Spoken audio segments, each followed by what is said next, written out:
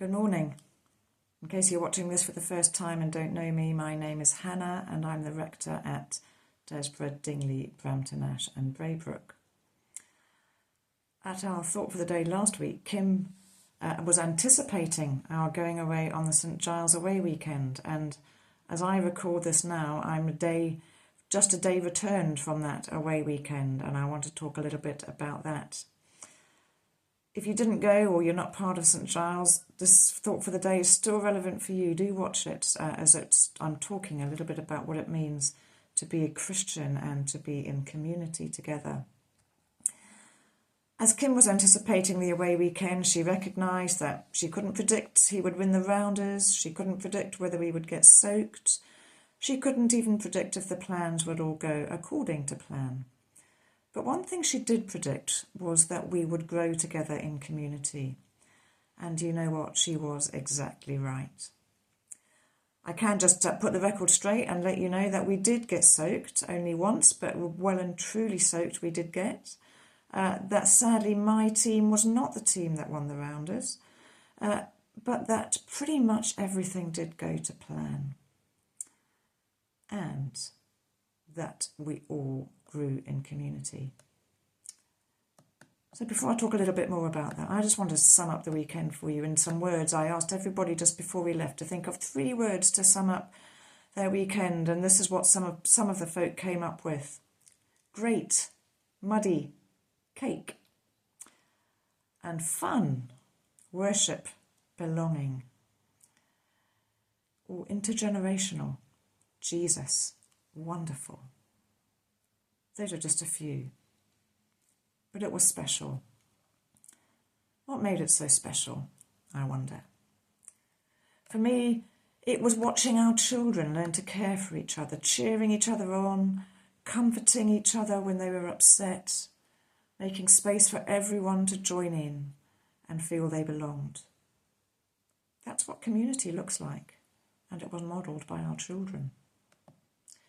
It was seeing all ages come together for Katie's Taskmaster evening, playing, laughing, encouraging, regardless of whether we were losing or winning. That's what community looks like. It was the muddiest adventure pit you have ever seen, where teamwork and chaos collided in the best possible way. That's what community looks like.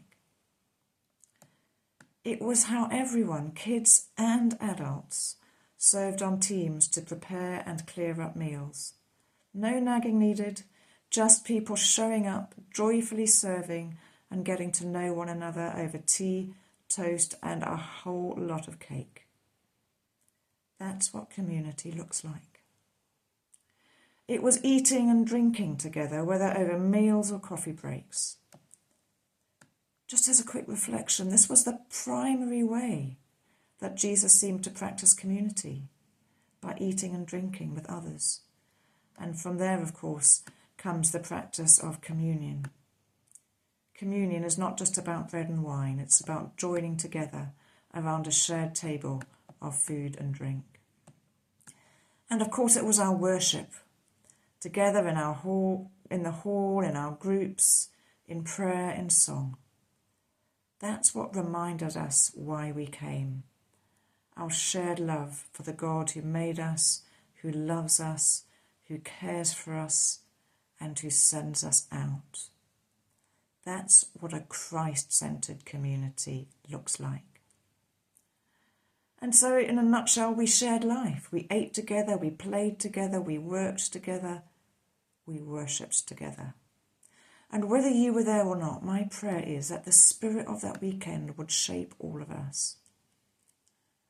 And one way, certainly at St Giles, where we're really encouraging people to keep practicing community is by joining a Practicing the Way group.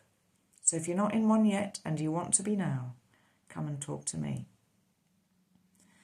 So I began by sharing some words that people had shared in terms of summing up the weekend. I'm going to end with some words, 7 words, just to give a nice biblical number. That for me helped sum up what it means to be community. Connection, costly,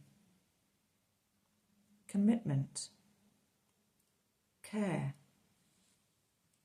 collaboration, communion, Christ. That's community. And that's where we're headed. That's where we are healed. That's where we grow. I hope you'll join us and head that way with us together. If you want to become part of this, the door is always open.